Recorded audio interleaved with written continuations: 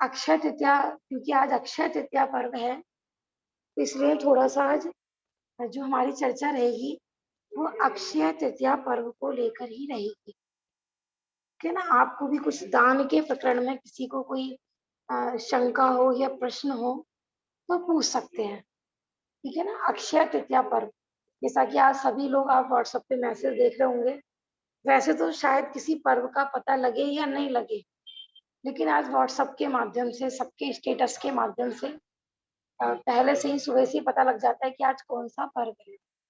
अक्षय तृतीया पर्व, वैशाख शुक्ल तृतीया। अक्षय तृतीया माने ये भगवान आदिनाथ के समय से ये प्रारंभ हुई थी। माने आज के दिन ही दान परंपरा प्रारंभ हुई थी। क्यों? क्यों उससे पहले हमारे यहाँ पर भोग भूमि थी, है ना। पहला काल, दूसरा काल और तीसरा काल। सुखमा सुखमा सुखमा, हाँ, और सुखमा दुखमा, इस तरीके से जो तीन काल अपन के जो प्रारंभ के रहे हैं, वो रहे हैं भोग भूमि के। ठीक है ना। तो भोग भूमि के काल में दान आदि की या धर्म नहीं होता, जहाँ पर धर्म नहीं होता तो वहाँ दान आदि की परंपरा भी नहीं होती है। तो चूंकि हुंडा और सपणी काल के दूर से आदिनाथ भगवान तीसरे काल के अंत में ही हो गए थे, दान परंपरा भी तीसरे काल के अंत में ही प्रारंभ हो गई थी। वैसे तो चौथे काल में प्रारंभ होती है। तो आज के दिन ही भगवान आदिनाथ का राजा श्रेयांश के निमित्त से प्रथम आहार हस्तिनापुर में हुआ था, अक्षय तृतीया का दिन। तो इसलिए ये अक्षय तृतीया फेमस हो गई कि माने कभी ना क्षय होने वाली दान परंपरा प्रारंभ हुई, कि जो पंचम काल के अंत तक रहेगी, है ना। तृतीय काल के अंत में प्रारंभ हुई थी या चौथे काल के प्रारंभ में शुरू हुई थी, और पंचम काल के अंत तक ये दान, क्योंकि जब तक धर्म रहेगा तब तक दान की परंपरा चलती रहेगी, इसलिए भी इसको अक्षय तृतीया कहते हैं। माने ये तिथि भी अक्षय हो गई, कभी ना क्षय होने वाली दान की परंपरा इस पर प्रारंभ हुई। तो वो कभी नहीं क्षय होने का मतलब यहाँ पर कोई माने छठे काल में तो बंद होगी, बस ये कि जब जब भी धर्म इस धरती पर होगा तब तक ये परंपरा चलेगी। और वास्तव में वो इसी उस अवसरपणी काल की बात है। ठीक है ना। तो आपने सबने कहानी तो सभी ने मोस्टली पढ़ रखी है, कि आज हमने यूट्यूब पर भी कई कहानी भेजी थी कि अक्षय तृतीया माने जो राजा श्रेयांश थे, ये पूर्व भव में माने लगभग 7 भव पूर्व, क्योंकि 8वां भव तो राजा श्रेयांश का ही था, लगभग 7 भव पूर्व माने जो भगवान आदिनाथ थे वो थे राजा वज्रजन, और जो उनकी पत्नी थी श्रीमती, माने जो इस भव में राजा श्रेयांश हुए हैं। आज भावी तत्वार सूत्र नहीं चल रहा, अपन अक्षय तृतीया पर्व के बारे में ही। आप तो शायद व्हाट्सएप नहीं चलाती, तो आपको तो पता भी नहीं होगा कि आज अक्षय तृतीया पर्व है। चलो पता था। क्योंकि कैलेंडर भी शायद आप नहीं रखते, घर पे नहीं रखते, रखना चाहिए। अच्छा, लेकिन आप वैसा कैलेंडर रखा करो जिसमें अपने जैन पर्व सारे लिखे हुए होते हैं। ठीक है ना। कम से कम उसके माध्यम से देखो, पता लगने पर कुछ तो सोचते हैं ये, है ना। उस जैसे अपने को पता लगता है ना आज ये वाला पर्व है, तो पर्व के निमित्त से ना परिणामों में विशुद्धि आती है ना। पूरा दिन दिन भर भी हमारे उपयोग में बार बार आता है, हाँ आज तो अक्षय तृतीया है, और नहीं पता होती तो उपयोग में नहीं आता है। तो इसलिए जितने भी जैन लोग हैं जूम पर भी हैं। हाँ, ईद का मुझे नहीं पता था, सही बताऊं, ईद का तो मुझे भी शाम को पता लगा है। मुझे नहीं, क्योंकि अपने कैलेंडर में ईद का नहीं लिखा होता है। अच्छा, तो क्या वही ठीक है जो बकर ईद बोलते हैं? अच्छा, तो कुछ सब मतलब ये काल का ही दोष है कि अहिंसा का नहीं, बकरीद नहीं थी भाई जी, ये मीठी ईद होती है इनकी। मीठी ईद बोल रहे हैं। हाँ, बकरीद नहीं। हाँ, चलो जो भी है, देखो शायद हाँ, जो मीठी भी है। हो, हिंसा माने हिंसक लोगों के तो पर्व हिंसा से ही मनाए जाते हैं। ठीक है ना। भले उनकी कोई सी भी ईद हो, अब मुझे ईद का नहीं पता था, लेकिन मैं तो ये बता रही थी कि अपन जैन है तो हमें जैन पर्व के बारे में पता हो, इसलिए सबकी जो, क्योंकि जो आप वैसे तो व्हाट्सएप के माध्यम से पता लग ही जाता है, लेकिन फिर भी अपने घर में जैन कैलेंडर अवश्य होना चाहिए, क्योंकि इतना निमित्त नैमित्तिक संबंध होता है। जैसे ही पता लगता है ना अपने को शुद्ध पंचमी है, अक्षय तृतीया है, तो उसके निमित्त से फिर अपन सोचते हैं, है ना, आज क्या हुआ, क्यों हुआ, है ना? तो अपने भी परिणाम उसके निमित्त से विशुद्ध होते हैं। ठीक है ना? जैसे भी आप लोगों ने मनाया होगा, मुझे नहीं पता किसने कैसे मनाई अक्षय तृतीया पर्व, अच्छी बात है, जैसे भी जितनी भी जिसकी विशुद्धि हुई हो। अपनी तो बात ये चल रही थी कि देखो दान को लेकर अपन आज बहुत अपने का दुर्भाग्य महसूस करते हैं कि अपन सत्पात्रों को दान आज नहीं दे पा रहे हैं। लेकिन देखो पूर्व में जो अपने दान अंतराय या लाभ अंतराय बांध रखा है वो तो है ही। चाची, हाँ बेटा। हम लोग पूजा के अलावा क्या करते हैं अक्षय तृतीया में? हाँ वो अभी बताएंगे, पहले थोड़ा सा इसका बता देना, प्रारंभ कर दें कि अक्षय तृतीया है क्या। हो सकता है ना बहुत लोगों को नहीं पता हो, तो फिर अपन बताएंगे इसको कैसे मनाना चाहिए। आदिनाथ भगवान को 6 महीने बाद आहार मिला था। प्रथम आहार हुआ था ना। आपको पता है ना सारा, आपने तो कहानी देखी होगी सारी, ठीक है ना। तो अपन फिर भी संक्षिप्त में थोड़ा सा बताते हैं, हो सकता है बहुत लोगों को नहीं मालूम हो। तो मैं बता रही थी कि जो राजा श्यांस थे, पूर्व में ये श्रीमती नाम की राजा बज्रजंग की पत्नी थे। राजा बज्रजंग थे आदिनाथ भगवान के जीव, और श्रीमती थी राजा श्यांस नाथ का जीव। लगभग 7-8 भव पूर्व की कथा है। उस समय श्रीमती जो थी, आपने किसी ने सुना हो वज्रजंत चक्रवर्ती का 12 मासा। तो जो श्रीमती थी वो वज्रदंत जो चक्रवर्ती थे ना उनकी पुत्री थी श्रीमती, है ना, सुना होगा। हजारों उनके पुत्र थे, और वो जब जिस दिन वज्रजंग चक्रवर्ती को कमल में मरा हुआ भौरा देख के वैराग्य हुआ था, और उनके हजारों पुत्र उनके साथ दीक्षा लेके निकल गए, और एक छोटा सा पोता था उसको वो राजगद्दी पर बिठा के गए थे। तो उन्हीं उन्हीं भाइयों की ये बहन थी श्रीमती ना, इनकी शादी हुई थी राजा वज्रजंग से। माने ये मामा भांजे थे चक्रवर्ती और राजा वज्रजंग।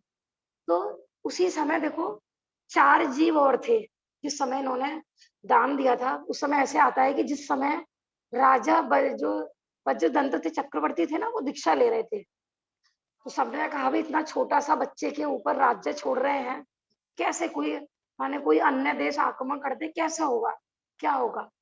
तो जो चक्रवर्ती की जो पटरानी थी, उन्होंने सोचा अपने दामाद को बुला लिया जाए। तो दामाद कौन थे इनके? राजा वज्रजंग, और बेटी थी श्रीमती। तो उनको बुलाया था ताकि राज्य की व्यवस्था सुचारू रूप से चल सके, क्योंकि चक्रवर्ती और पुत्र तो सब दीक्षा लेके निकल गए थे। तो जब वो वहां की पूरी व्यवस्था बना के वापस लौट रहे थे, हैं, पहले देखो गाड़ियां ट्रेन तो चलती नहीं थी एकदम तुरंत से पहुंच जाए, काफी काफी दिन लग जाते थे, बीच बीच में रुकना भी पड़ता था। और भोजन तो बाजार का कोई रेडीमेड चलता नहीं था, स्वयं अपनी ही जो रसोइया आदि चलते थे राजा के, वही भोजन बनाते थे। तो वहां जंगल में ही उन्होंने पड़ाव डाला क्योंकि थक गए, और वहां पे भोजन की तैयारियां चल रही थी।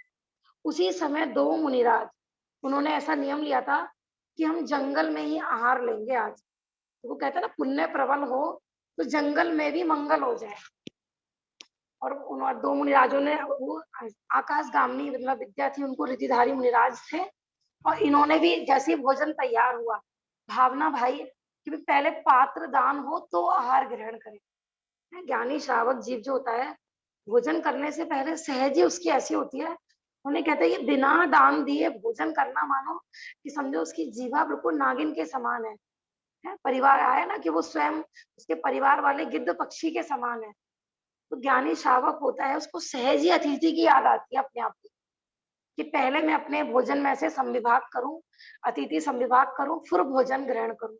तो जैसे ही भोजन तैयार हुआ, वो दोनों भी भोजन जो भी है, देखो उस समय जो भी उन्होंने कपड़े का तंबू टेंट वगैरह चलते थे, या राजा है या कोई रिद्धि है तो घर भी बना लेते थे, ठीक है ना। तो वो अपने द्वार के आगे खड़े हुए, तो देखा देखो पुण्य प्रबल होना, तो आकाश से भी उतर आते हैं पात्र, आकाश से 2 पात्र अवतरित हुए।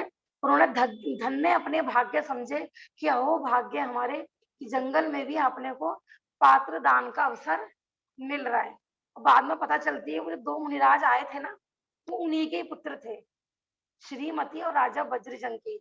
उनके लगभग आता है 99 करीब पुत्र थे। और जिस समय राजा वज्रजंग ने वज्रजंग चक्रवर्ती ने दीक्षा ली थी ना, तो इनके सारे पुत्र भी दीक्षा लेके निकल गए। तो उन्हीं में से ही 2 पुत्र उनको इन्होंने आहार दान दिया था। तो 2 तो ये थे, वज्रजंग, किसी का माई कौन है, और श्रीमती। और वहीं पर देखो 4 थे जानवर वहां पे, है ना। अपन उनको जानवर कहते हैं, वास्तव में कहें तो ज्ञान, वो भी श्रावक थे, है ना। उन्होंने भी आहार दान की अनुमोदना की थी। और 4 जन और थे, है ना। 4 माने उनके मंत्री, राजा वज्रजंग के 4 मंत्री थे। बाद में वही मंत्री एक भरत चक्रवर्ती बनते हैं, एक बाहुबली बनते हैं, एक वृषभसेन नाम के उनके गणधर, माने 4 ही उनके पुत्र बनते हैं। अच्छा देखो, अपन कहते हैं ना कि सामग्री होगी तो दान देंगे। वो जो 4 प्राणी थे, माने 4 जो पशु थे, नेवला, शेर, बंदर, है ना, और सिंह। सिंह, बंदर, नेवला, नहीं सिंह था, 4 जीव थे ना वो। तो माने वो इतने प्रसन्न हो रहे थे उनको देख देख कर, उन्होंने देखो एक कण कण भी नहीं दिया दान में। देखो अपना जैन धर्म कितना मतलब भाव प्रधान है कि बस हर्षित भाव से, मतलब बहुत हर्ष हो रहा है। और वो सिर्फ बैठे हुए देख रहे हैं, आहार दान कर रहे हैं वो दोनों, और ये हर्षित भाव से देख रहे हैं। और जितना पुण्य राजा वज्रजंग और श्रीमती बांधते हैं ना, उतना ही पुण्य ये भी बांधते हैं। इससे पता लगता है कि अपन बहुत लोगों को ना इस तरह का घमंड होता है कि पैसा नहीं होगा तो आप कैसे मंदिर बनवा लोगे, धन से ही सब कुछ होता है, धन से ही धर्म होता है ना। धनवानों के निकट ही तो सब लोग जाते हैं। आपको एक पंच कल्याणक कराना है, तो बिना पैसे के पंच कल्याणक हो सकता है क्या? शिविर लगवाना है आपको, तो बिना पैसे के शिविर लग सकता है क्या? कि भैया धर्म बिना पैसे के ही होता है वास्तव में, है ना। भाव भाव प्रधान जैन धर्म। तो जो अपन ये फील करते रहते हैं ना, अपन क्या करें, मतलब अपन रोते ही रहते हैं, है ना। दे नहीं पा रहे, कर नहीं पा रहे, ऐसा होता तो हम ऐसा करते, ऐसा होता तो अपन ऐसा करते। लेकिन उन्होंने भावों में ही इतनी विशुद्धि बढ़ाई कि उन्होंने भी उतना ही, माने वज्रजंग और श्रीमती, ये दोनों ऐसा आता है कि बाद में जब ये आहार दान करके घर वापस आ गए थे, तो पहले जो सुगंधित जो चलते थे ना चंदन आदि, उसकी सुगंधी का धुआं हो रहा था। घर को इस तरह से होगा कि धुआं बाहर नहीं निकल पाया, तो उनका दम घुटने से इनकी मृत्यु हो गई थी। लेकिन पात्र दान के प्रभाव से, उत्तम पात्र को दान के प्रभाव से भोग भूमि में इनका जन्म हुआ था। और वो जो चारों जीव थे ना, नेवला, शेर, बंदर आदि, वो भी चारों भोग भूमि में उत्पन्न होते थे। लेकिन उन्होंने अपनी तिर्यंच पर्याय का छेद कर दिया। पात्र दान देखो अभी सम्यक तो भी नहीं हुआ है। मैं तो ये बताना चाह रही हूँ कि द्रव्य नियम का भी कितना पुण्य अर्जन होता है। मैंने हर जगह पाप तो कहीं भी भला है ही नहीं। जब तक सम्यक की प्राप्ति नहीं हो, शुद्धोपयोग में नहीं रम पाए, है ना, आत्मा आत्मा में नहीं मिल पाए, तब तक क्या करना कि पाप से बचना है। मैंने एक पुण्य अर्जन से भी देखो, वो वहां पर उन्होंने अपनी पशु पर्याय उसको छेद करके वो उत्पन्न हुए भोग भूमि में। और इन चारों माने 2 4 6 जीवों ने सम्यक की प्राप्ति की थी भोग भूमि में, 6 जीवों ने। और वो भी कैसे देखो, यद्यपि भोग भूमि में देव शास्त्र गुरु नहीं होते हैं, जो भोग भूमि होती है ना वहां पर देव शास्त्र गुरु नहीं होते हैं, लेकिन यदि उपादान योग्यता जागृत हो जाए, तो आकाश से देखो, यहाँ तो आहार करने के लिए आकाश से, अपन कहते हैं ना देने वाला बड़ा कि लेने वाला बड़ा, भाग्य किसका? जिसने दिया उनके पुण्य प्रताप से मुनिराज आए, या मुनिराज का पुण्य प्रताप था? विचार कर। अपन दान दे के ना ये महसूस करते हैं हमने किसी को कुछ दिया, है ना। ये ईगो रहती है, माने हमने किसी पर कुछ उपकार किया। वास्तव में तो पात्र का आना ये हमारे ऊपर उपकार है। तो मैं बता रही थी भोग भूमि में, आपने जिन्होंने कहानी पढ़ी होगी आदिनाथ भगवान के पूर्व भव की, वो मंत्री के निमित्त से धर्म में लगे थे भगवान आदिनाथ पूर्व भवों में। तो मंत्री इनको संबोधन करने के लिए आता है भोग भूमि में, मुनिराज की अवस्था में। तो मुनिराज आकाश मार्ग से आते हैं और उनके निमित्त से ये सम्यक दर्शन ग्रहण करते हैं। और ये चारों जीव भी माने 6 जीव वहां पर होते, तो ये स्वर्ग जाते हैं। अपनी बात चल रही थी दान की, है मैंने, हमारा प्रश्न ये था कि आज मैंने दान के प्रति उत्साह है वो सब क्यों कम हो गया। विचार करो कि क्या मतलब कैसा दान होता होगा, है ना, देने वाला कैसा होता होगा, लेने वाला कैसा होता होगा। और ये जो श्रीमती है ना, तो इनको 8वें भव में जब ये श्रेयांश बनती है, तो इतने बीच में ये इनकी आयु तो लंबी थी, क्योंकि स्वर्गों में गए बीच में मनुष्य स्वर्ग, इसके अलावा और कहीं गए गए नहीं 7-8 भव में। तो असंख्यात भव पूर्व की याद आती है। जैसे ही वो आदिनाथ मुनिराज आते हैं ना आहार के लिए, सबने कहानी सुनी होगी, 6 महीने का तो उन्होंने उपवास किया था, और 6 महीने तक वो लगातार आते हैं, लेकिन उनकी विधि नहीं मिलती है ना। इसके बारे में भी आगम में 2 प्रसंग आते हैं। एक तो ये आता है कि उन्होंने ऐसी आंकड़े ली थी, कहीं कहीं आता है ऐसा, वैसे ज्यादा उसके प्रमाण नहीं है, कि बैल के जो सिंग हैं उसमें गुड़ की भेली चुपकी हुई हो तो आहार लेंगे, ऐसा भी आता है, लेकिन वो ज्यादा प्रमाणिक नहीं लगता है। वास्तव में ये था कि वो कर्म भूमि का प्रारंभ था, और उस समय किसी को भी आहार की विधि नहीं नहीं पता, आती। ठीक है ना। तो वो जब आदिनाथ मुनिराज जब आते हैं ना, तो लोग सोचते हैं पता नहीं क्यों आए हैं ये, तो कोई कह रहा था कपड़े ले लो, कोई कह रहा था घर ले लो। सबको ऐसा लग रहा था कि जब इनका जन्म हुआ था ना, तब भी देव ले गए थे इनको सुमेरु पर्वत पे, है ना, फिर वापस आ गए थे, फिर ये रहने लगे थे। तो अब क्या हो सकता है, ये 6 महीने के लिए गए हो या 1 साल के लिए गए हो, अब ये वापस आएंगे फिर दोबारा से राजा बनेंगे, क्योंकि किसी को कुछ पता ही नहीं था दीक्षा लेना माने क्या है। तब सब अपने अपने दरवाजों के बाहर खड़े हैं, वो राजा को दीक्षा लेने का भाव कैसे आया। ये तो देखो पूर्व के संस्कार थे ना इनके, तो क्योंकि तो विदय क्षेत्र आदि में थे ना, हम बता रहे ना राजा वज्रजंग थे, इन्होंने पूर्व में जैन कुल में जन्म लिया था, है ना, मुनि राजाओं को आहार दिया था। हाँ, और तीर्थंकर तो तीर्थंकर पकड़ती बांध के आए हैं ना, पूर्व में इनको सारा सब कुछ पता था विदय क्षेत्र में।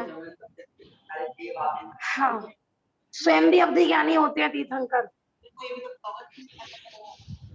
देखो क्या होता है, ये ऐसे मतलब मुझे इन भाभी जी का प्रश्न है, क्या आदिनाथ भगवान को पता नहीं था कि मुझे 6 महीने बाद आहार मिलेगा। देखो वो इस तरह से अवधि ज्ञान का प्रयोग नहीं करते हैं कि वो अवधि ज्ञान में जान ले कि मैं रोज रोज जाता हूँ रोज वापस आता हूँ ऐसा करता हूँ, अवधि ज्ञान लगा लेता हूँ फिर शांति से रहता और ऐसा नहीं। देवता भी सब सो गए, क्योंकि कर्म का उदय में देवता लोग भी कोई सहाय ही नहीं हुए। देखो आज पता नहीं ज्योति भाभी है क्या ग्रुप पे, उनका एक प्रश्न था, उन्हें ये जो प्रश्न है क्या ज्योति भाभी ब्रह्मपुरी वाली, आज नहीं है।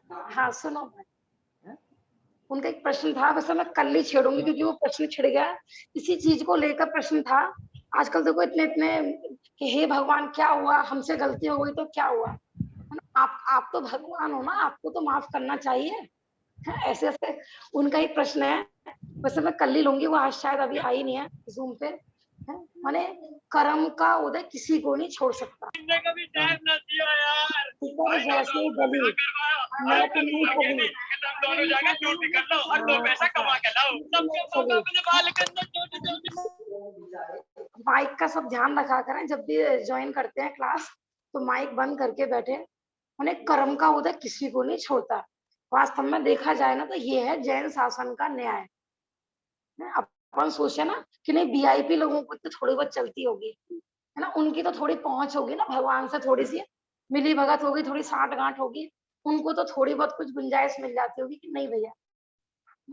लगभग 13 महीने 13 दिन इस तरह से आता है ना, माने लगभग 1 साल लगा लीजिए, कहीं कहीं आज 400 दिन भी आ रहे थे व्हाट्सएप पे लिखे हुए। नहीं, 13 महीने 8 दिन। 13 महीने 8 दिन भी आता है, कहीं 13 महीने 13 दिन भी मैसेज में आ रहा था। अच्छा अच्छा अच्छा अच्छा। हाँ 8, वैसे तो 8 दिन वाला ज्यादा जिनवाणी में पड़ा है, पर स्थूल रूप से 400 दिन का भी मैसेज आ रहे थे, है ना। एक महावीर भगवान का ही फोटो था, शायद आज मैंने बोला भी था, वो शायद श्वेतांबर, उसमें ऐसे एक साइड में पटका सा डला हुआ था, वो श्वेतांबर थानक में इस तरह से चलता है ना, वो उसमें 400 दिन लिखा हुआ आ रहा था। तो बात ये चल रही थी कि देखो जितने दिन का अंतराय कर्म का उदय था, उससे पहले सब कहाँ चले गए। आज अपन परेशान हो रहे हैं ना, जिसको हेल्प नहीं मिल रही है वो भी रो रहा है, वो हेल्प करना चाह रहा है वो भी रो रहे हैं कि हम कर नहीं पा रहे, किसी का कर नहीं पा रहे, हम क्या करें, हम हाथ पे हाथ धरे बैठे हैं, हमारे घर का बंदा वहां परेशान हो रहा है, हम कुछ कर ही नहीं पा रहे, हम कुछ कर ही नहीं पा रहे। जिसको हेल्प चाहिए वो भी रो रहा है कि बताओ हे भगवान कैसा पाप का उदय आया। कोई है ना, सब कुछ होते हुए भी, पैसा है, संपत्ति है, परिवार वाले भी अच्छे हैं, तब भी नहीं कर पा रहे कि भैया जितने दिन का तुम्हारा अंतराय कर्म का उदय है उसे कोई एक समय भी घटा बढ़ा नहीं सकता। तीर्थंकर माने पंच कल्याणक जिनके मने हो, जन्म से ही रत्नों की बारिश, है ना, जहाँ इंद्र आदि तो नौकर हो जिनके घर के, चाकरी करते हो, अब कहाँ गए जी कर्म के उदय में।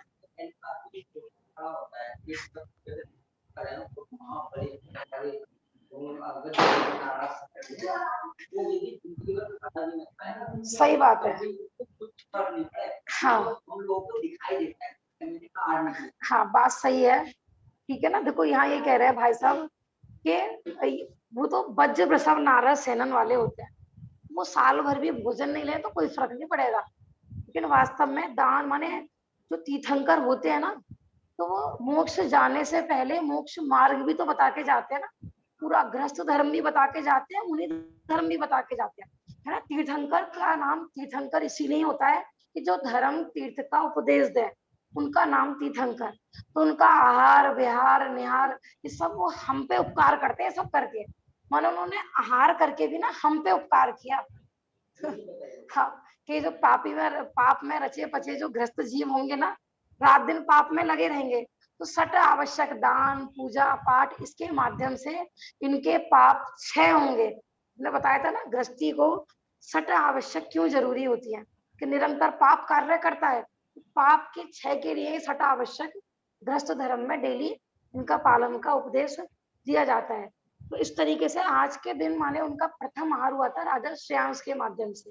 और कहते हैं जैसे उन्होंने मुनि आदिनाथ को देखा तो ही उनको जाति स्मरण हो गया। वैसे तो उन्होंने रात्रि में स्वप्न भी देखे थे, 5 स्वप्न आते ना, सुमेरु पर्वत देखा था, कल्प वृक्ष देखा था, इस तरीके से उन्होंने स्वप्न देखे थे। और स्वप्न का फल उन्होंने अपने भाई आदि से चर्चा की थी, तो उसका यही फल निकल के आया था कि कोई आज पात्र को आहार दान हमारे निमित्त से होगा। तो जैसे उन्होंने दूर से देखा, उनको सुनाई पड़ा कि आदिनाथ मुनिराज आ रहे हैं, तो देखते उनको जाति स्मरण हुआ, असंख्यात भवों का भी याद आ गया। अज्ञानियों को भोग याद आ जाते हैं, ज्ञानियों को ज्ञान की बातें याद आ जाती है ना। जिस चीज के प्रति हमें तीव्र आसक्ति थी, हमने धारणा में बिठाया था, वही याद आता है। कुछ जीव ऐसे होते हैं ना, इस जन्म में वो पाप किया नहीं है लेकिन पूर्व के पाप जागृत हो जाते हैं, है तो इस पूर्व का पुण्य पाप मतलब जिसको हमने अपनी धारणा में बिठाया है वो सब याद आ जाता है।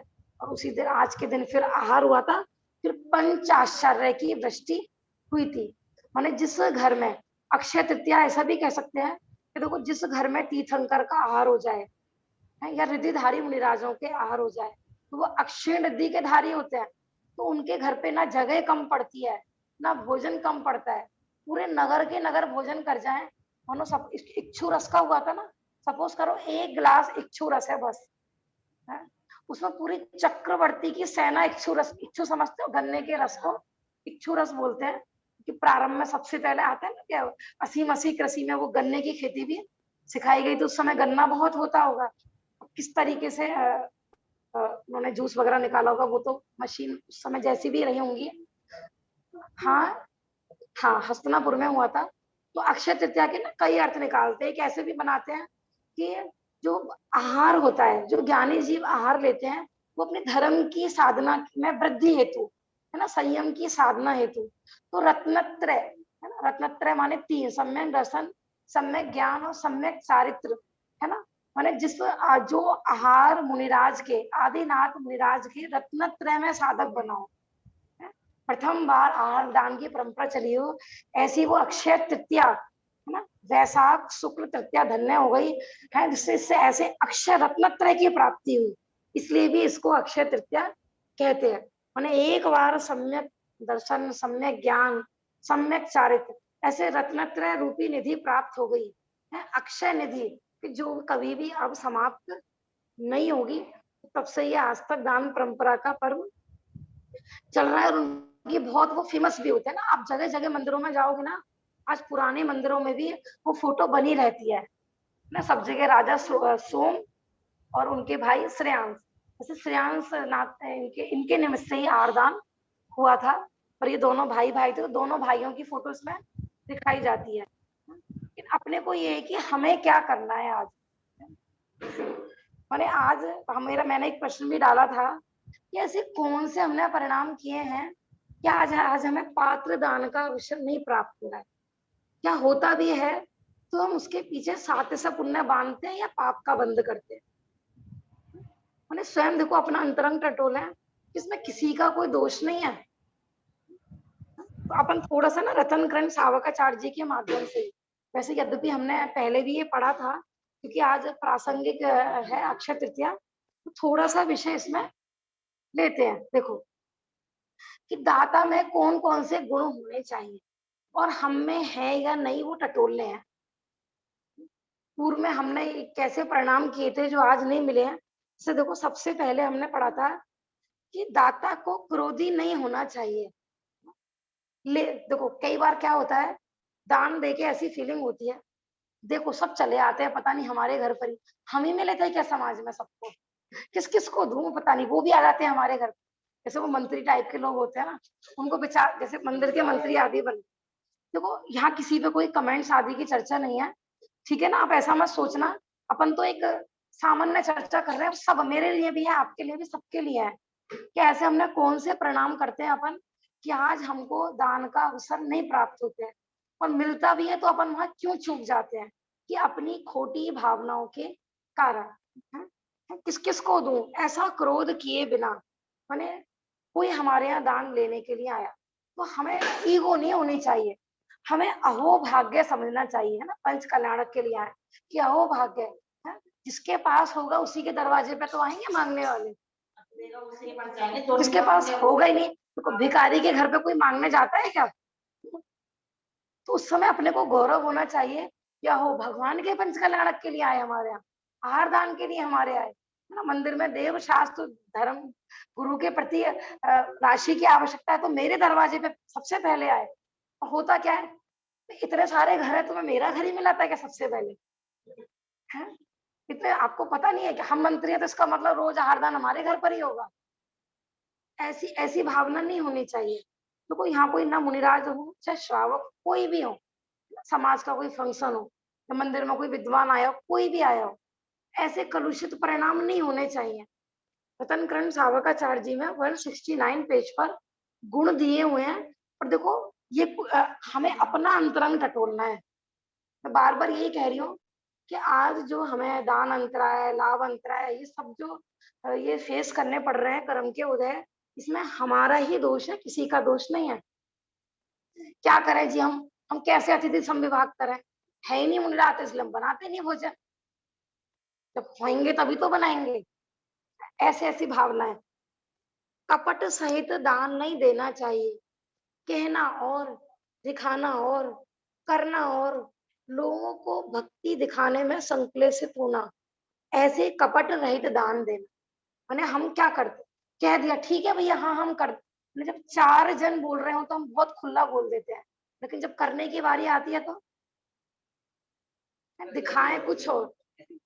आजकल देखो कितना कितना आश्चर्य होता है कि मंदिर के भी कर्जदार होते हैं लोग, कि जैसे 10 साल पहले अपन पंच कल्याणक में बोलिया है कि हम एक प्रतिमा जी देंगे या अमुक बेदी देंगे, और देखो लेने वाले की भी गलती है, तो सामने वाले की सामर्थ्य नहीं है तो ऐसे बुलवाना भी नहीं चाहिए। अब बेचारा घर पे आया, माने माने उसकी आमदनी है 5-10 हजार रुपए मंथ की, और बोलिया है 5 लाख और 10 लाख, तो उन्होंने कह दिया 5-5 हजार रुपए देते रहना, और 10 साल के अंदर आपको देने हैं। 10 साल तक आयु पूरी हो गई तो, और ये आपके पास नहीं रहा तो निर्माल्य का दोष लगता है। माने 10 साल पूरे हो गए, आप नहीं चुका पाए मंदिर के पैसे, तो उस 10 साल के बाद फिर आपको ब्याज और निर्माल्य का सबका दोष लगता रहेगा। हर्षित भाव होना चाहिए अपने को, विचार माने कभी भी कपट सहित नहीं, जितना है उतना ही दिखाओ। आपके पास 2 रुपए आए ना, हमने पहले ही कह दिया, इसलिए मैंने पहले थोड़ी सी वो हाईलाइट किए थे 4 पशु, कि वो तिनका बराबर भी दान नहीं है, लेकिन पुण्य कितना है वहां पर। और आज हम करोड़ों का दान भी दे दें तो भी पुण्य क्षीण। कभी भी दान में कपट मायाचारी नहीं। 4 लोगों के बीच में आपने बोल दिया हम ऐसे कर लेंगे, हम संभाल लेंगे, हम चौका व्यवस्था देख लेंगे, हम ऐसा कर लेंगे, तो जब करने की बारी आती है तो देखते भी दूसरा पहल कर रहा है कि नहीं, वो तीसरा कर रहा है कि नहीं। हाँ, है ना, मान सहित दान देना। दूसरा, किसी से भी ईर्ष्या सहित होकर दान नहीं देना चाहिए। उसके घर पर तो सावर बड़ा बना था, है ना, हम है, वो क्या बनाएगा, हम दिखाएंगे भोजन। तो कभी भी कंपटीशन में भोजन नहीं बनाना चाहिए, चाहे मुनिराज का हो, चाहे श्रावक का हो, चाहे विद्वान का हो, चाहे रिश्तेदारों का हो। वो तो ऐसे ऐसे भी सुनने में आता है, कई बार तो हंसी आती है। जैसे मानो 4-5 भाई और एक ननद है, तो कंपटीशन होता है नंद को रिझाने के लिए कि देखो उनने डोसे खिलाए थे ना, उनने क्या खिलाया था, मेरी जिठानी ने क्या खिलाया था, मैं खिलाऊंगी। वो तो कंजूस है। मैंने कंपटीशन में भी होता है क्या भैया, ये अतिथि संविभाग कभी भी मैंने ईर्ष्यावश होकर नहीं, उसने ऐसा किया था, उसने ऐसा किया था, इसने क्या दिया, मैं ऐसा दान करूंगा जिससे उसका यश घट जाएगा। मैंने सामने वाले को गिराने के लिए दान देना, चाहे वो मंदिर बनवाने का हो, चाहे पंचकल्याणक में हो, है ना। अपने दुश्मन ने सौधर्मिंद्र की बोली ले ली, अब ये कुड़ता ही रहता है, मेरे दुश्मन ने सौधर्मिंद्र की बोली ले ली, अब देखो सब इसकी वाह वाह हो रही है, तो अब क्या, तो मैं एक मंदिर बनवाऊंगा, फिर मैं उसमें सौधर्मिंद्र बनूंगा। ताकत नहीं है, करने की ताकत नहीं है। कर्जा ले लेके बताओ, इतना इतना सुनने में आ रहा है आजकल। तो मैं कितनी बार मैं कहती हूँ, मुझे बड़ा आश्चर्य होता है कि मतलब करोड़ों की कोठी में बैठे हैं, और इतना दान दे रहे हो, बाद में पता चलता है कि कंगाल है अंदर से पूरा। है, कितने मंदिर बनवा दिए, पटना जी विराजमान कर दिए, और अंदर से पूरा दिवाला निकला हुआ है। मंदिर के भी कर्जदार है और पूरी पब्लिक के भी कर्जदार है। ऐसे भैया दान नहीं होता है कि पहले ना, बहुत लोग कहते हैं हम तो इसलिए कमाते हैं ताकि 4 लोगों को पाल सके, दान दे सके। तो ये ऐसा हो गया, पहले कीचड़ कीचड़ में लेट जाए, अच्छा फिर नहाएंगे। अपने यहाँ देखो, पहले कमाओ फिर दान दो, ऐसा कहीं उपदेश नहीं दिया है। उसमें तो ये है कि आपकी जो भूमिका है ना, तो आप न्याय नीति पूर्वक जितना कमा रहे हो उसी में से करना है। दान के बहाने अपन ज्यादा कमाए और फिर ज्यादा दें, ऐसा कहीं नहीं लिखा है। आप 2 रुपए कमाते हो तो भैया उसी में से, हाँ, कंपटीशन में नहीं। क्योंकि देखो आज जो संकट खड़ा होता है ना, इसलिए ही होता है। आज भारी देखो, आज घर में कोई व्यक्ति आ जाए तो वो भारी पता है क्यों पड़ता है, कंपटीशन के चक्कर। आप सहज रहना सीखो, जैसा हमारा घर है वेलकम। आज रिश्तेदार क्यों भारी पड़ते हैं, रिश्तेदार के नाम से ना लोग, अरे तुम सहज रहो ना, तुम बनियान पहनते हो तो बनियान पहनो, तुम घर में फटे कपड़े पहनते हो तो फटे कपड़े पहनो। पहले ऐसे ही होते थे, माने कोई रिश्तेदार आ भी रहा है तो कोई फर्क, आ रहा है तो ठीक है, दुकान पे जैसे बैठे हुए तुम्हारे सामने है, घर पे। आजकल आजकल दिखावे में बर्बाद है। हाँ, इसलिए सबसे बड़ी प्रॉब्लम यही है। देखो चाहे किसी का भी प्रतिभोज हो, हम कह दिए आप 4 लोगों का भोजन बनना है, तो क्यों जीव कंटाला करता है, कुछ दिखावे का। माने ठीक है, तुम्हारी शक्ति है, तुम बीमार रहते हो, सिंपल भोजन बनाने के तो सिंपल खिलाओ ना, दिखावे के चक्कर में। इसलिए जीव मारा जा रहा है। पहले मेहमान आकर, आने वाला भी खुश रहता था, करने वाला भी खुश रहता था, मेहमान भी करता था, है ना, खिलाने वाला भी खुश, खाने वाला भी खुश। क्यों? क्योंकि दोनों तरफ ही ना बनावटीपन नहीं होता था। खाने वाला भी बनावटी नहीं है और खिलाने वाला भी बनावटी नहीं है। रबड़ी, अगर सहज ही रबड़ी उपलब्ध हो गई तो खा लो भैया, नहीं मूंग की दाल है तो मूंग की दाल खाओ। क्योंकि हमें लोड जो पड़ता है ना, लोड वो एक्स्ट्रा, माने हमारी उतनी कैपेसिटी है नहीं। हम क्या करते हैं, अपनी कैपेसिटी से ज्यादा करते हैं, इसलिए परिणाम खराब होते हैं आज के जमाने में। हाँ, पूरी तो कोई बनाना नहीं चाहता आंटी जी। क्या पूरी तो कोई बनाने नहीं चाहता, सबके खाने में नान डोसे इडली ये सब चलते हैं। बहुत बड़ा आश्चर्य होता है। यही आहार आहार में भी क्या हो रहा है, दिखावटी पे। उसने ये बनाया था, कुछ पहले दिन पूछते हैं भाई तूने क्या बनाया था, अच्छा ये बनाया था, कल हम ये बनाएंगे, हम गोलगप्पे बनाएंगे। हम इतनी मुसीबत क्यों लेते हो कि जिसमें माने 1 हफ्ते पहले से जिसके लिए विकल्प करना पड़े। और मैं तो कहती हूँ ना, कुछ सहज बन भी जाए तो भी कोई दिक्कत नहीं। ठीक है, तुम्हारे घर कोई रिश्तेदार आया है, अतिथि आया है, आपको बहुमान आ रहा है, तो सहज व्यवस्था बनती है तो ठीक है, लेकिन परिणाम खराब करके नहीं। अपने ग्रंथों में लिखा है, इसी में ही आएगा, देखो रतन ग्रंथ सावकाचार्य जी में, किसी के परिणाम खराब हो रहे हो और हम उसके घर पर भोजन करें तो जहर खाने समान बताया है। वो भोजन तुम्हें लगेगा नहीं, तुम्हारे वो भोजन तुम्हारे शरीर में जहर का काम करेगा। आजकल क्या होता है, लोग मांग मांग के पार्टी लेते हैं, अपने माने मांगने की वृत्ति को हीन वृत्ति बताया है। कैसे पता चला अमुक का बर्थडे, भैया पार्टी दे, किसी का भी पता लग जाए भैया पार्टी दे, तो भैया कटोरा लेके मांग लो ना। पता नहीं क्या मांग, देखो सामने वाला तुम्हें सहज खुशी से पार्टी दे तो समझ में आती है, मांग के आपने पार्टी ली, सामने वाले के घर में व्यवस्था थी नहीं थी, उसके परिणाम थे कि नहीं थे, है ना, हमने जबरदस्ती उससे मांग ली, अगर उसके परिणाम खराब हुए हैं तो वो जो उसने भोजन कराया है ना अपने पैसे से, वो हमारे शरीर में लगेगा नहीं। इसलिए अपने जो मुनिराज होते हैं, बहुत लोग कहते हैं तुम्हारे मुनिराज तो मांगते हैं, ना वो भिक्षुक का आज वर्तमान में ना गलत अर्थ हो गया भिक्षुक, क्योंकि भिक्षुक माने कोई भिखारी ऐसा नहीं था, माने हम भिक्षुक माने भीख मांगे सो भिक्षुक उसको बोलते हैं, माने 100 बार पढ़ है, 3 बार नमोस्तु माने बार नमोस्तु बोलते हैं, है? पूरा आदर से सत्कार से, वो भी भाई हमारे ये कंडीशन है, ये कंडीशन मिलेंगी तो आहार लेंगे, नहीं तो नहीं लेंगे। चाहे श्रावक हो चाहे मुनिराज हो, जहाँ अपनी अभिनय हो रही हो, है ना, माने भोजन इज्जत से नहीं मिल रहा हो तो एक सामान्य श्रावक भी नहीं करेगा वहां पे भोजन। और आजकल लोग ना दिखता भी चाची हाँ बेटा, चाची जैसे हमारे किसी फ्रेंड का बर्थडे होता है और वो जी पार्टी ना दे रहा हो, उससे दोस्त लोग जबरदस्ती पार्टी लेते हैं कि तू पार्टी दे, तो उसमें भी दोष आता है। हाँ बेटा, ये पाप तो लगेगा। देखो क्या होता है, मानो 4 दोस्त हैं, देखो मैं बताती हूँ हाँ मैं बताती हूँ इसमें, देखो क्या रीत, देखो 4 फ्रेंड है, ठीक है ना, एक अच्छे पैसे वाले घर की, एक गरीब घर की है, उसकी नहीं है ताकत रेस्टोरेंट में पार्टी देने की। अब एक ने तो रेस्टोरेंट में पार्टी दी, 1000 की थाली, 500 की थाली, और जो चौथी फ्रेंड थी उसकी नहीं है सामर्थ्य पार्टी देने की, लेकिन आपने कह के नहीं देगी तो उसको कंजूस कहोगे, आप उसकी बेइज्जती करोगे। समझ में आ रहा है ना कि नहीं, कोई सहज दे वो बात अलग होती है ना, ये तो अपन एग्जाम्पल चल रहा है।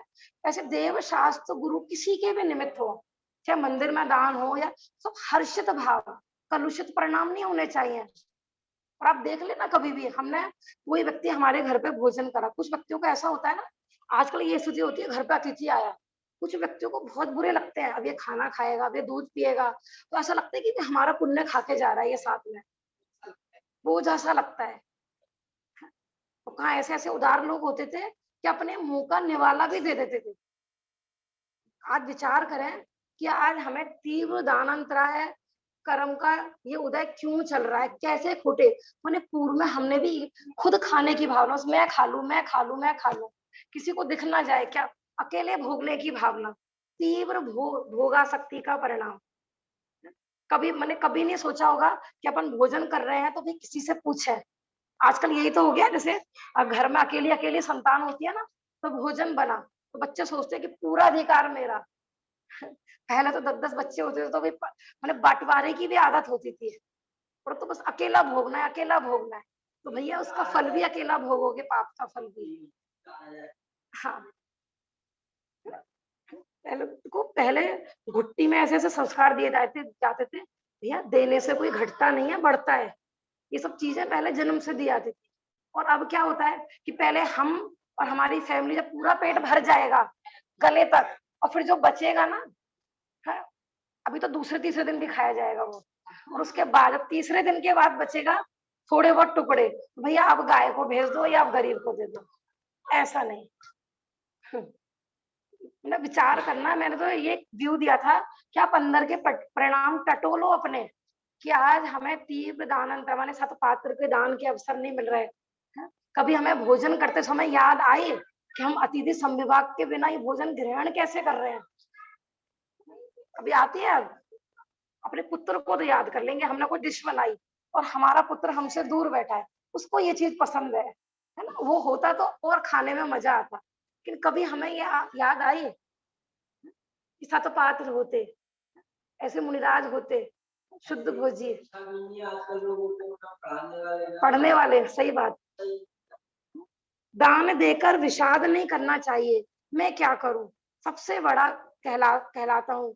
यदि मैं दान नहीं दूंगा तो मेरी उच्चता घट जाएगी। कुछ लोग तो इसी चक्कर में कि हम मंत्री हैं ना, हम समाज में बड़े कहलाते हैं, नहीं देंगे तो 4 लोग क्या कहेंगे, तो घर में क्लेश भी हो रहा है, परिणाम खराब भी हो रहे हैं, तब भी वो देता है। ऐसे नहीं, पात्रों का साथ मिल जाए या निर्विघ्न दान हो जाए तो अपूर्व निधि प्राप्ति के समान आनंद मानना, यह प्रमुदित भाव पूर्वक दान देना है। देखो ये कह रहे हैं, जिसको हम दान देते हैं ना, या अतिथि संविभाग करते हैं, उसके प्रति बहुमान होना चाहिए। अब ऐसा नहीं बड़ा खाता ही है, तो कितना बताओ, हमारे लिए तो फ्रूट्स है नहीं, कितने फ्रूट्स खा रहे हैं, इनके लिए बादाम काजू खिलाओ जी, इनके लिए माने अंदर में आप परिणाम खराब कर रहे हो। किसने कहा भैया आपसे बादाम काजू खिलाने के लिए, किसने कहा है आपसे महंगे महंगे फल लाने के लिए, मैंने दिखावे के चक्कर में भी तो तुम ही मर रहे हो ना। तुम्हारी जितनी थी तुम उतनी हैसियत दिखाते, क्यों परिणाम खराब कर रहे हो कि नहीं काजू बादाम नहीं खिलाएंगे, तो देखो उसने तो खिलाए थे, वो कहेगा कितना कंजूस है, तो किसमिस भी नहीं दे सकते थे क्या। लेकिन जब हमारा बेटा खाता है काजू बादाम तब तो ये सोचते हैं कि ये पूरा पैकेट एक दिन में खा जाए, थोड़ा अच्छा मोटा ताजी हो जाएगा। वहीं कोई श्रावक हो, कोई साधर्मी हो, वो खाए तो विचारना। देखो हो सकता है सबको ये, मैं तो एक वो बता रही हूँ कि कैसे कैसे खोटे परिणामों से ये हमें दानांतराय कर्म का बंद होता है। अपना हमने भोजन तैयार करा, पहले अपने इष्ट के लिए तो छिपा के रख दिया, अब जो बचेगा भैया और खाते रहो। ऐसा नहीं, माने भोजन परोसने में बिल्कुल समानता का भाव, चाहे घर का हो चाहे, बल्कि उल्टा होना चाहिए। अतिथि तो हमने बताया था ना, देवो भव, पहले अतिथि को बचेगा तो अपने को ग्रहण करना है। और अब क्या होता है, पहले भर के कटोरा अपने लिए निकाल लेते हैं, बाद में ऐसी प्रवृत्ति नहीं, खोटी प्रवृत्ति नहीं, कंजूस। देखो आज तो प्रत्यक्ष दिखाई दे रहा है कितना, माने कहते हैं ना लोभी की जो संपत्ति होती है ना, उसका ना वो खुद भोगता है ना कोई दूसरा भोग पाता है। पहले ही अपने हाथ से सत्पात्रों को दान दे दो, देव गुरु धर्म के निमित्त दान दे दो, तो वही तुम्हारा वास्तविक धन है। करोड़ों करोड़ों की प्रॉपर्टी बैंक में छोड़ के जा रहे हैं लोग। और या क्या होता है, कुछ तो ऐसे भी है कि उनके पुत्र आदि भी नहीं है, दूर दूर के रिश्तेदार उनके नाते वो बन के आ रहे हैं।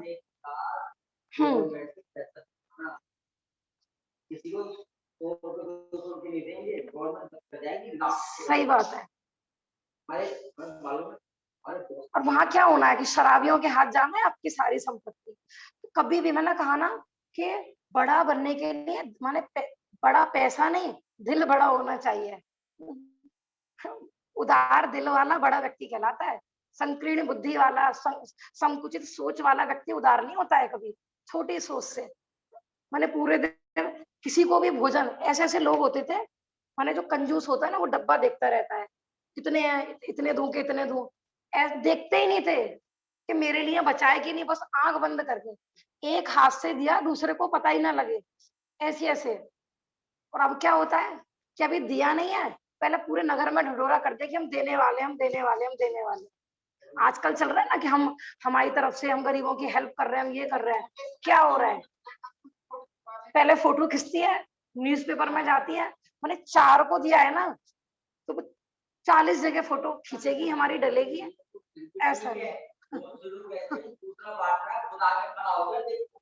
सही बात, हाँ सही कह रहे हो आप, सही कह रहे हैं भाई साहब कि दे तो दूसरा रहा है, लेकिन खुद श्रेय ले लिया कि देखो हमने दिया है, खुद फोटो खिंचवा लिया आके।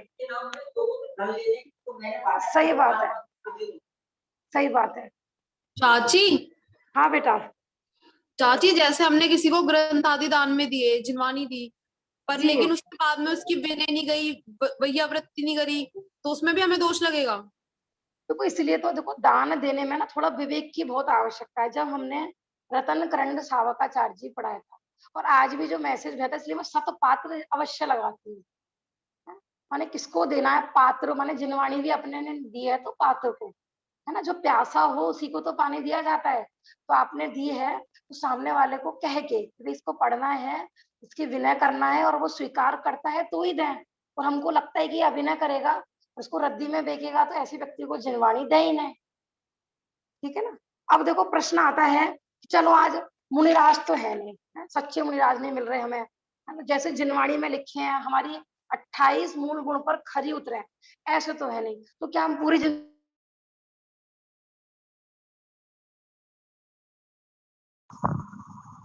म्यूट हो गया। म्यूट हो गए चाची आप। हाँ, किसी का फोन आ गया था कि पहले मुनिराज होंगे, फिर हम उनको आहार दान देंगे, फिर हमारा आहार दान पुष्ट होगा।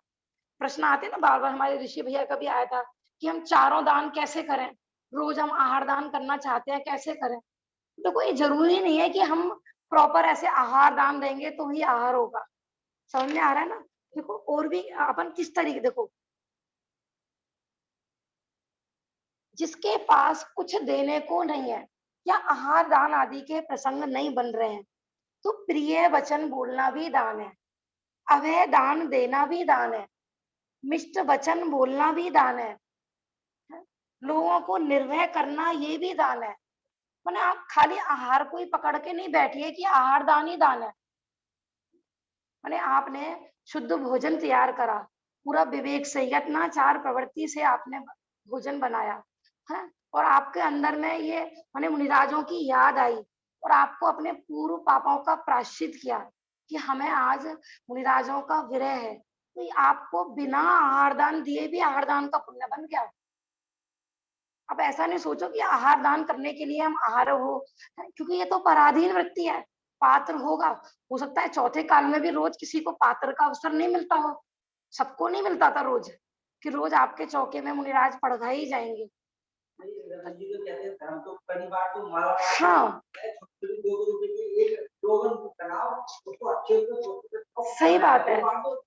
देखो जितना जहां पर भी जो आज जिस पदवी पर आप बैठे हो, हमने कहा था ना, जब भी आपको अवसर मिले तो वहां पर कंजूसी नहीं बरतनी है, क्योंकि जहां पर पता है कई बार ना अपन परीक्षा के नाम पर कुछ अति परीक्षा भी कर जाते हैं।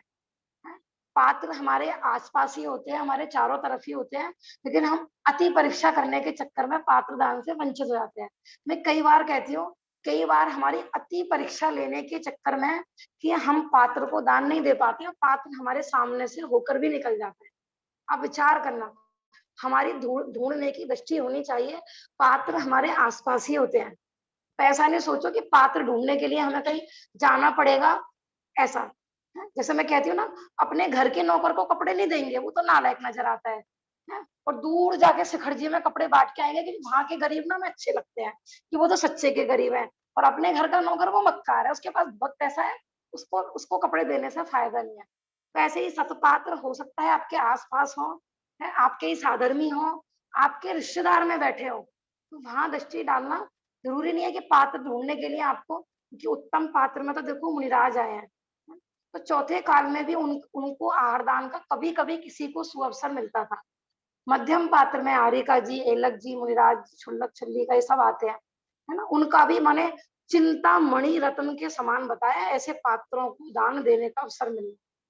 और जघन्य पात्र में आते हैं सम्यक दृष्टि श्रावक, वो नहीं मिल पा रहे हैं।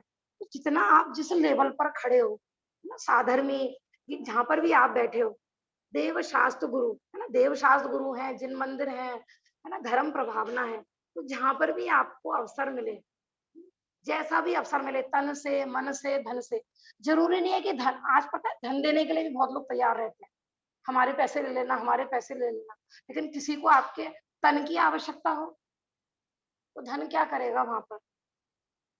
अपनी वृत्ति ऐसी उदार वृत्ति बनाए, इसमें है ना, जिसके पास कुछ देने को नहीं हो तो विनय करना भी महादान है। आपने बड़ों की विनय करी, देव शास्त्र गुरु की विनय करी, ये भी दान है। सत्कार करना, आप किसी को, आपके पास भोजन नहीं है, ठीक है ना, सामने वाला शुद्ध भोजन करता है और आपके घर पे नहीं बनता है, तो भैया आधा सत्कार तो कर सकते हो कि नहीं, भैया ये आके घर पे बैठना जाए, है तो चाची विनय मतलब क्या होता है? विनय माने बेटा उनके गुणों का बहुमान होना। ऐसा माने उनके जो गुण आदि हैं, हाँ, विनय की भावना होना उनका, ठीक है। डर का भाव नहीं होना। और भी देखो बहुत सारे विषय तो बहुत सारे थे, जैसे वही हाँ, जैसे अभय दान का मैं बता रही थी। आप आहार दान नहीं कर सकते, अभय दान कर सकते हो कि नहीं? आप देखो आज अभय दान किस किस तरह से कर सकते हैं, आप विचार करके देखो। आज अक्षय तृतीया का दिन था, किस किसने अपने घर पर शुद्ध भोजन तैयार करा, विचार करो। कितने जो रात्रि भोजन करते हैं उन्होंने, कितनों ने रात्रि भोजन का त्याग करा। अभक्ष खाते हैं, कितनों ने अभक्ष का त्याग किया। अभय दान करना माने जीवों को भय से रहित करना। तीर्थंकरों ने क्या किया कि असंख्यात अनंत जीवों को उपदेश दिया, कैसा कि तत्व ज्ञान के आधार से वो निर्भय हो गए। द्रव्य रूप से भी हमने बताया था ना, उनके पीछे क्यों नहीं होती है कि उनके निमित्त से द्रव्य रूप से भी जीवों की हिंसा नहीं होती। भाव में तो परिणाम है ही नहीं, है ना। ऐसे चारित्र के धनी तीर्थंकर होते हैं। तीर्थंकर के आज चल रहा था ना कि पीछे कमंडल क्यों नहीं होते, तो निहार नहीं होता तो कमंडल नहीं होता। उनके निमित्त से जीवों की, क्योंकि गृहस्थ अवस्था में, पूर्व अवस्था में ऐसी भावना भाई थी कि हे प्रभु मेरे निमित्त से एक किसी जीव की हिंसा नहीं हो, सब जीव सुखी हो, सब जीव सुखी हो। आज भी देखो लोग स्टेटस पे लगा रहे हैं सब जीव सुखी हो, सब जीव सुखी हो, लेकिन अपना अंतरंग टटोलना कि आप बस डर की वजह से कह रहे हो। उसमें सब जीव सुखी हो में अपना परिवार मुख्य दिख रहा है। चाची हाँ हाँ, सोच के देखे ना, सब जीव सुखियों में रात्रि भोजन कर रहे हैं, अभक्ष खा रहे हैं, अब बोल क्या रहे हैं, सब जीव सुखी हो। तो उसमें जो जितनी जीवों की हिंसा हुई है, तो आप कैसे कह रहे हो सब जीव सुखी हो? वास्तव में तो वो विरले ही जीव होते हैं जिनको सब जीव सुखी हो। तीर्थंकर पकड़ती का बंद इसी भावना से होता है, सब जीव सुखी हो। तो अभय दान है ना, मैं ये बताना चाह रही हूँ कि लोग दान के नाम पे ना चाची हाँ बेटा, चाची तो हमारे मुनिराज पिच्छी रखते हैं, तो पिच्छी में तो मोर के पंख लगते हैं। मोर को जब पंख खींचना पड़ता है तो उनको दर्द होता होगा, तो उनको पाप नहीं लगता मुनिराज को उसमें? हाँ बेटा देखो, मोर का जो पंख होता है ना, वो स्वयं वो मोर छोड़ता है। ऐसा नहीं है कि कोई खींचता है। जंगल में जो मोर होते हैं वो सहज ही माने पड़े हुए मिलते हैं। मोर ऐसा नहीं है कि मोर में से कोई तोड़ के निकालते हैं या कष्ट देते हैं उनको। यदि ऐसा निकाला जाता है तो फिर तो उनका अहिंसा महाव्रत ही खंडित हो जाएगा, है ना। अपना तो एक श्रावक भी जब इस तरह से बाल वगैरह यूज नहीं करता, तो मोर के पंख ऐसे कैसे, माने मोर स्वयं अपने पंख छोड़ते हैं, माने उसको कोई कष्ट नहीं होता है, इसलिए मयूर पीछी तो पूर्ण अहिंसक माना जाता है। ठीक है, वो थोड़ा सा बता रही थी मैं। देखो लक्ष्मी के बारे में लिखा है कि अपन ये सोचते हैं ना कि अपने लिए भविष्य के लिए बचा के रखें, उन्हें 10 करोड़ बैंक में सेविंग हो जाती है ना जब ये 1 रुपए का दान देता है। आप विचार करके देखना सब, है? अपने बच्चों की पढ़ाई में जब हम लाखों रुपए खर्च करते हैं, तब किसी गरीब को 10 रुपए की एक पुस्तक दिलवाते हैं। आज ये पंचम काल के दानियों की प्रवृत्ति है ये। अब देख लेना, किसी से मांग के देख लेना, करोड़पति है तो 250-500 रुपए किस वे में निकलते हैं। देखो समुद्र में जल भी बहुत है, रत्न भी बहुत है, परंतु कैसा है, मैंने समुद्र के जल के बारे में बताया जा रहा है कि वो किसी काम का नहीं होता, क्योंकि रत्नों की भी खूब खान है और पानी भी बहुत होता है नदी की अपेक्षा। क्यों? क्योंकि जल तो उसका खारा है और मगरमच्छों से भरा हुआ है। तो इसी प्रकार बता रहे हैं जिनकी ये प्रवृत्ति होती है ना, अपने लिए बचा के रखे, अपने बच्चों के लिए, भविष्य में हमारे लिए नहीं बचेगा। ऐसे कृपण की जो धन होता है वो निष्फल जाता है। वो अपने पहले जमाने की जो कहानी अपन पढ़ते हैं महापुरुषों की, अपने घर में छपकली बन गया, चूहा बन गया, है ना, सर्प बन गया, माने उसकी दुर्गति ही होने वाली है। उसकी लक्ष्मी कोयला ही बन जाती है बाद में। जमीन में गाड़ के चला जाता था पहले तो, और अब बैंक में क्या होता है कि शराबी कबाबी लूट के खा जाते हैं। जिस गृहस्थ ने धन पा करके साधर्मियों के उपकार में, दीन अनाथों के सत्कार में नहीं खर्च किया, वह धन उसका नहीं है, वह धन तो किसी अन्य पुण्यवान का है। यह तो उस धन का पुण्यवान की ओर से रखवाला है, चौकसी करता है। तुम तो नौकर हो। ये बता रहे हैं कि संपत्ति को इकट्ठा कर करके ना दान में दिया और ना भोगा, तो भैया उस संपत्ति के चौकीदार हो। कोई अन्य कोई पुण्यवान आएगा और तुम्हारी संपत्ति का वो पूरा भोग करेगा। विचार में जिनको ये भय रहता है ना कि कैसे होगा, जैसे अभी एक दिन मेरी बात हो रही थी, कि पिछली बार तो एक भाभी जी का फोन आया था कि पिछली बार तो हमने बहुत बांटा था, उनको 5 किलो गेहूं पहुंचाए थे, उनको 5 किलो चावल पहुंचाए थे, इस बार नहीं भेजा। क्यों? क्योंकि भैया पता नहीं 5 या 10 साल कोरोना रहा, तो अपने लिए भी तो रखे, हमारे बच्चों के लिए नहीं रहेगा तो हम क्या करेंगे? तो अपने लिए 10 बोरी बचा के रखता है, तब ये 1 किलो बांटता है। अरे भैया अपने पुण्य, अपने यहाँ तो ये बताया है कि 1 रोटी है तो चौथाई रोटी है, 1 रुपया है तो उसका 25 पैसा। तो अपने पुण्य माने दान देकर ऐसी खोटी वृत्ति नहीं होनी चाहिए। अपना पुण्य होगा ना तो अपने यहाँ, जैसे मैंने बताया था ना 12 वर्ष का अकाल पड़ा था, तो पूरे भंडार खोल दिए थे दानी सेठों ने। हाँ, ये नहीं सोचा कि हमारे लिए क्या बचेगा, खुला पूरा सब। अपने मेरे बेटे का क्या होगा, मेरी पत्नी का क्या होगा, कुछ नहीं। ऐसी उदारता होती है वास्तविक दानी जीवों को। जो भी दान दे हर्षित चित्त से दे, यदि दान दे किंतु क्रोध करके। देखो आजकल की मैं प्रवृत्ति बता रही हूँ, दान देके लोग दुखी क्यों होते हैं। बहुत लोग, टाइम हो गया है, मैं खत्म कर रही हूँ, हाँ काफी टाइम हो गया है, बस ये अंतिम बिंदु बता रही हूँ। बहुत लोग कहते हैं हमारा मन नहीं करता आजकल दान देने का। किसी के भी करो, कोई भलाई का जमाना ही नहीं है, कोई भलाई नहीं देता। भैया मुझे ये बताओ कि तुमने भलाई लेने के लिए दान दिया था क्या? तुमने दान दे दिया, फिर तुम्हारी उदारता थी ना। अब सामने वाला अब तुम्हारा वो नौकर बन के रहे क्या? तुमने किसी को दान दिया है तो मैंने अपमान करके, सामने वाले का तिरस्कार करके, रोष करके, उस पर दूषण लगा के। नालायक है, काम तो कुछ करता ही नहीं है, उसे हम मेहनत से कमाए, ये क्यों नहीं कमाते हैं? ऐसे नहीं, दुखी होकर दे, उसे दातार का इस लोक में कलह और अपयश होता है। उसके क्या है कि दान देने के बाद भी ना वो कलुषित ही रहेगा, क्योंकि निरंतर वो दान देने के फल में क्या चाह रहा था, सामने वाला मेरा तारीफ करेगा, मेरी 4 लोगों में बढ़ाई करेगा। वो भी मैं कहता हूँ फिर भी ठीक है। हाँ। दान का ऐसा बढ़िया एनजीओ चल रहे हैं, लोग दान के नाम पे कुछ देते हैं। सही बात है, कितनी खोटी। हाँ, वो देखो टाइम कम होता है ना, सारी चर्चा नहीं आ पाती है। भाई साहब ये कह रहे हैं कि आज तो दामने गरीब के नाम पर, मंदिर के नाम पर लोग अपने घर चला रहे हैं, दान देना तो बहुत दूर है। हाँ, बहुत बुरा हाल है। देखो कहना बार बार इसी का ही रिजल्ट मिल रहा है कि ये खोटी भावनाओं के कारण ही ऐसे विभीषण स्थिति बनती है महामारी आदि की। तो अपन हाँ, इन सब बातों के चलते भाई जी कई बार ऐसा भी हो जाता है कि जो असलियत में सच में जो जरूरतमंद होता है वो रह भी जाते हैं। हाँ है ना, तो इसलिए बस यही है मैं कहना चाह रही हूँ, क्योंकि जिसको विशेष पढ़ना हो बहुत अच्छा। देखो रतन कर्ण सावकाचार्य जी का दान का प्रकरण बहुत अच्छा है। विवेक रखें, ठीक है ना, दान में माने पात्र कैसा है सब है, लेकिन कई बार क्या होता है हमारे जो कषाय के परिणाम होते हैं ना, तो हम कषाय के कारण ना अति माने विवेक में भी कुछ ज्यादा, कहते हैं ना 2.5 अकल लगा लेते हैं, 1.5 अकल लगा लेते हैं। तो सही जगह जाना था लेकिन हम वहां भी नहीं दे पाते हैं। तो विवेक पूर्वक, बुद्धि पूर्वक है, और बाकी नहीं दे पा रहे हैं तो किसी दूसरों का भी दोष ना दें।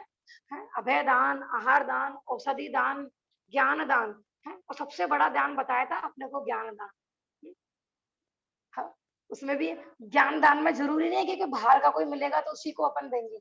अपने बच्चों को ज्ञान दान, वो भी दान है। अब पति पत्नी है तो आपस में एक दूसरे को संबोधन करना, ये भी ज्ञान दान है। और भी कभी प्रसंग बनेगा। बाकी कई लोग ऐसे भी पूछ रहे थे कि हम वर्तमान में अपनी संपत्ति का कैसे प्रयोग करें, तो प्रसंग बनेगा तो कभी विशेष उसकी भी चर्चा बताएंगे।